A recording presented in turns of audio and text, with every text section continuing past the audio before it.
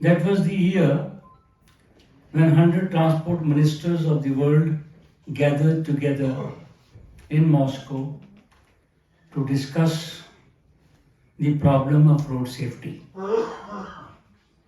I happen to be one of the non-ministers in that ministerial meet.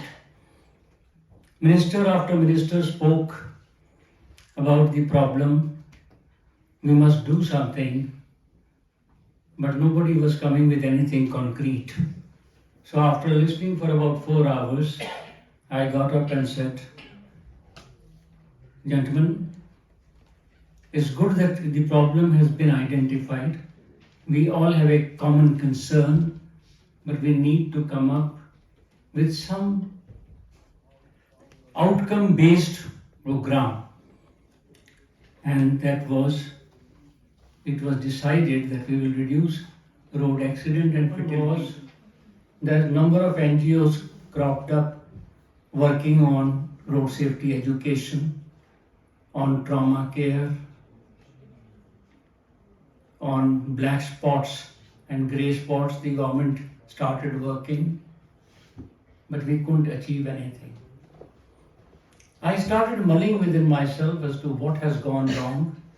Why have we not been able to succeed when so much effort has been done? And the conclusion I came to was that we never worked on all the 5 E's together. Road safety is a function of 5 E's. Engineering of roads, engineering of vehicles and policy correction, education and mass awareness, emergency care, and enforcement.